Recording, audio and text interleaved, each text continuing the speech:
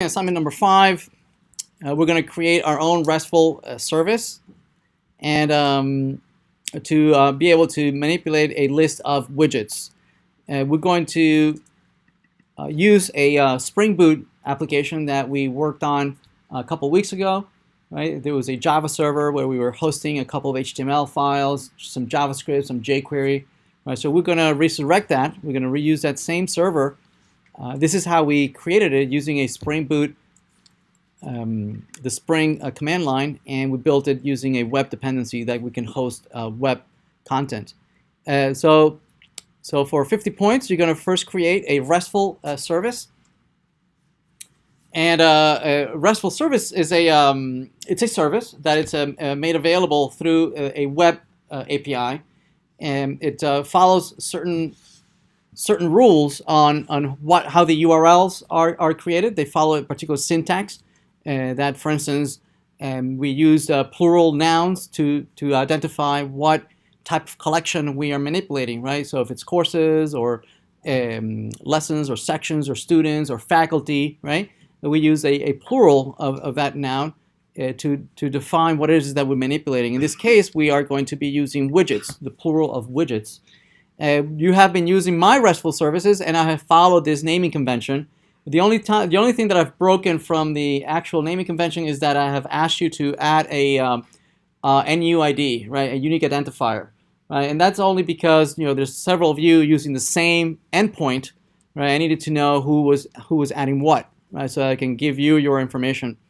In this case, you'll be the owner of your own web service, so you won't have to identify yourself, right? The URL will be your own unique URL, correct? So you won't need to identify yourself. It will be your server, right? No one else will be using it.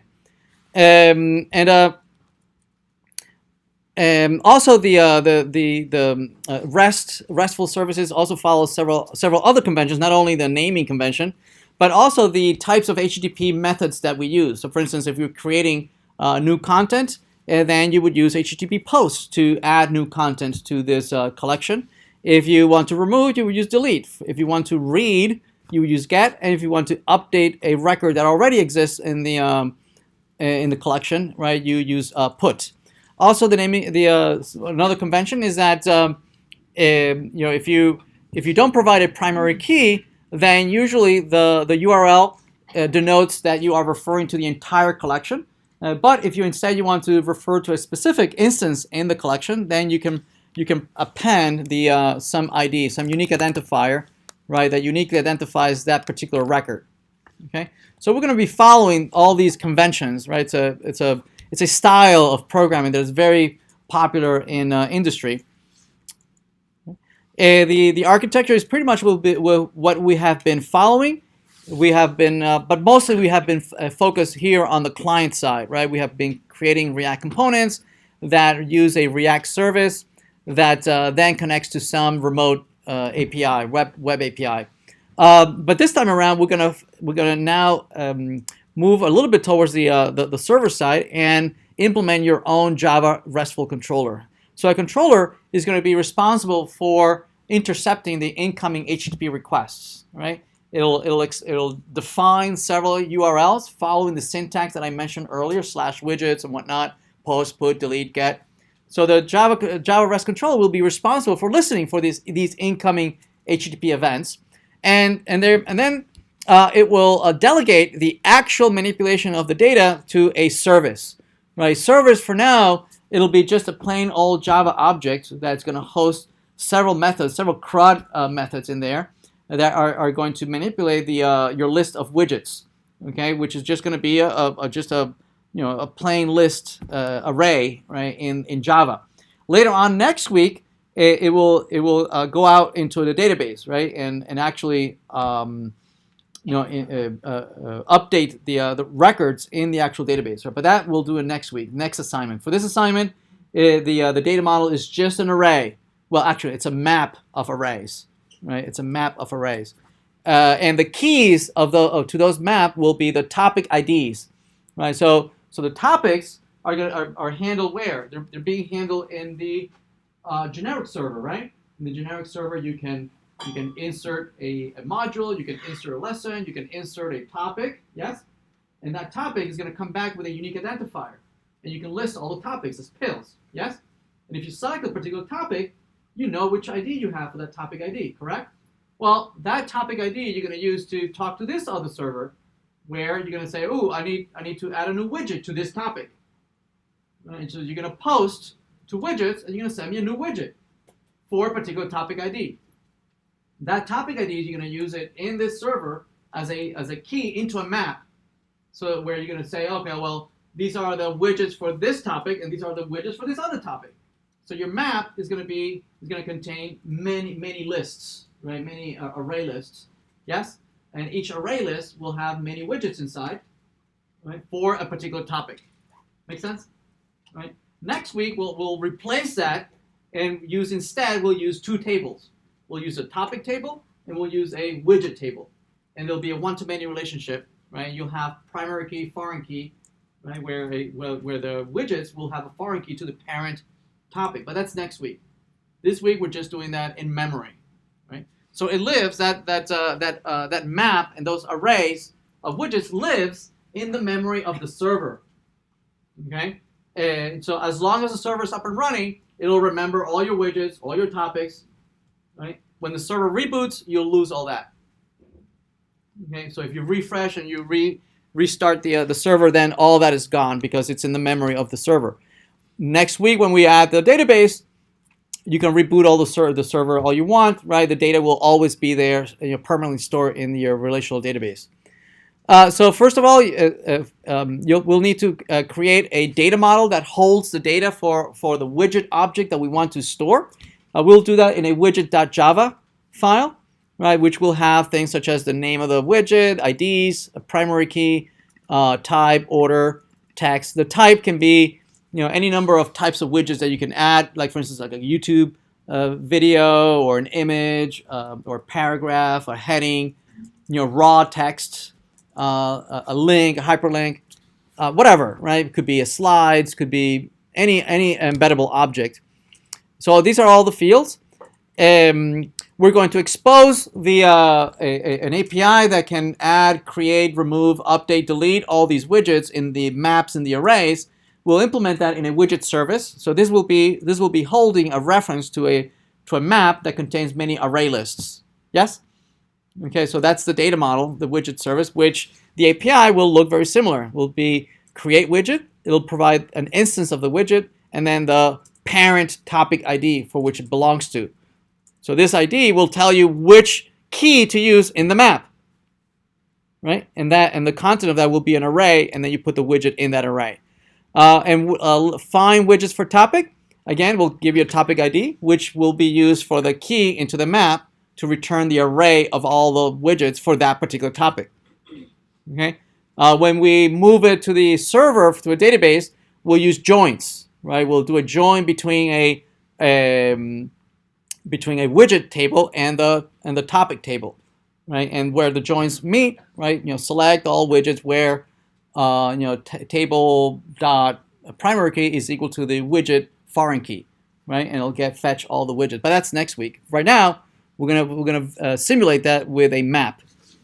Update widgets. So all the CRUD operations are here. These two, I don't believe you'll need them, but if you need them, they're there. They're optional. Find all widgets and find widget by ID. Okay.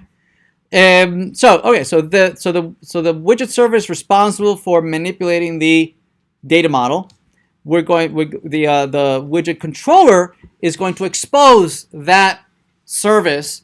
It's going to expose it to a web API. That's why it's a web service, right? So the controller implements the web side, and the service implements just the service side, and together they implement the web service, right? So the widget controller implements an API that we can invoke, sending posts or gets or puts or deletes to these URL patterns, and these URL patterns follow RESTful naming conventions, right? Where if you want all the widgets, then you leave out the ID.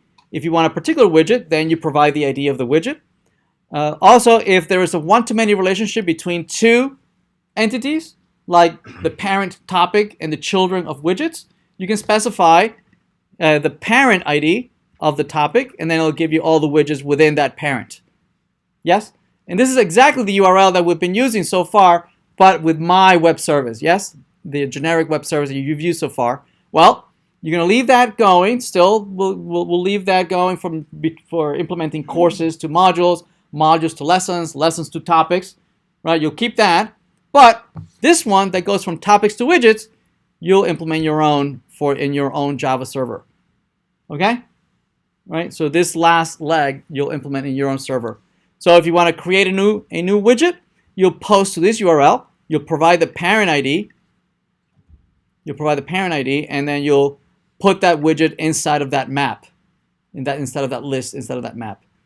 Right? You'll be able to retrieve all the widgets given a topic. You'll be able to update a widget, or you'll be able to delete a widget.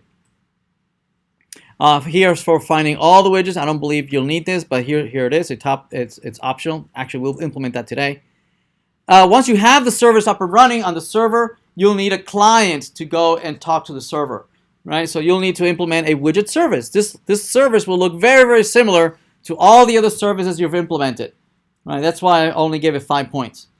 You should be able to just copy paste a service that you already have from either going from module to lessons or lessons to topic, right? If you just copy one of them and rename it and just massage it a little bit, you'll get a widget service. All right. All right. That's 50 points for that. Now on the client side, just like you've implemented already a topic list, a list of topics, yes, and you've implemented a lesson list of lessons, list of topics. You're going to implement now a list of widgets. A list of widgets, a component that just iterates over a whole bunch of widgets, right? And so 10 points for that. It's going to look something like this. It doesn't have to be exactly like this, but here are the functionality that need to be supported. So it's a list. So here's one widget, and here's another widget, right? And there can be any number of widgets. Any number of widgets. There's a plus sign at the bottom. I guess you could put it at the top if you prefer. You press on the plus sign, and it adds a new widget at the bottom. Each widget has an X button, so you can remove the widget.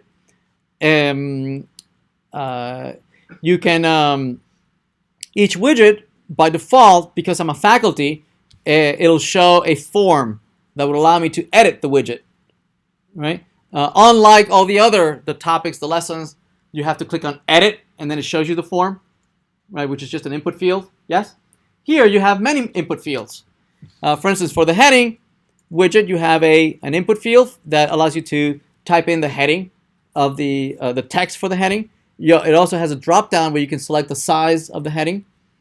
You can give it a generic name, and then it has a preview on. This is what the student would see. If the student comes to this page, this widget would be rendered like the preview shows. See that? Here's a list widget, which is not required for this assignment, and that's the next assignment. The list widget allows you to type in each item in a separate row, and then you can configure whether you want a bullet list or an unordered list, ordered list or an unordered list. So, and then it previews here, put each item in separate rows. Also, each widget has a drop down that allows you to toggle which type of widget do you want. Do you want a heading widget? Do you want a YouTube widget? Do you want a slides widget? Do you want a table widget? Whatever. You can select a drop down, and it toggles immediately, shows you the correct type of widget. What else? So here's a description of all the buttons I have mentioned. Oh, yeah, there's an up-down buttons that allow you to move the widgets, right? Move them in order, right? So notice that the widgets does have a order field, has an order field, but this order is relative. Okay, that means if you want to move something, you have to update all the orders of all the widgets, right? So it's not as trivial as it might sound. Yes. So the button has to talk to the server. Yes. Well, there's easier ways. Depends on how you implement it. There's an easy way and there's a hard way. Yes.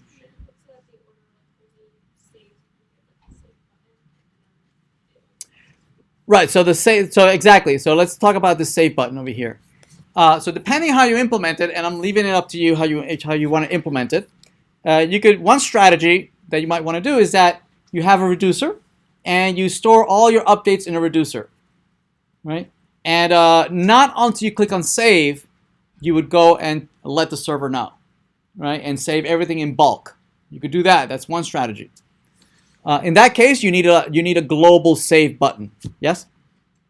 Another strategy which I've found that students prefer, okay, and I'll leave it up to you. It's a little bit of what we've done with the current tabs and pills and modules is that these render with the preview, yes, and only show the forms when you click on edit. So there's like an additional edit button, okay? And then it shows you the forms where you can edit, da da da da, and then there's a save button only for that widget, right? If you click on save, it goes and updates the server, right? And then it hides everything and it goes back to the preview, right? If you want to do that instead, I'll leave it up to you which way you want to do it. If you want to do a bulk save, or you can do individual saves, pretty much what we've been doing. In that case, if you do individual saves, then you won't need the save here. Yes? You won't need the save button. Also, you won't need the preview either, because you're always in preview mode. Yes? You're always in preview mode. You only see the form when you say edit, and the form shows. Okay? So again, I'll leave it up to you which way you want to go. Right? This is what it looks like when it's in preview mode, right? It just shows the text of the heading and then the URLs, and doesn't show the form at all. Yes. So this assignment is both making the server and implementing it in our website, or is there a disconnect that I'm missing? I thought we only had to do the RESTful service. Well, you need somebody to consume that service, right? And we'll get you started here doing that. Okay. So there are two types of widgets. There is the heading widget, which we talked about already. So you can the text for the widget, the drop down for the size, right? And there's a paragraph widget, which is a little simpler. It's just text, right? And it renders as a paragraph. Okay. Right. You'll need a reducer where you store all this data, right? And it'll be very, very similar to the reducers that you've already implemented. And obviously the naming conventions and the directory structures and the using posts and puts and deletes the right way, and the files called the right way. That's another 10 points. I think I had it right. I don't know if this should be 5. I'll try it again. Okay. All right. Let's get started.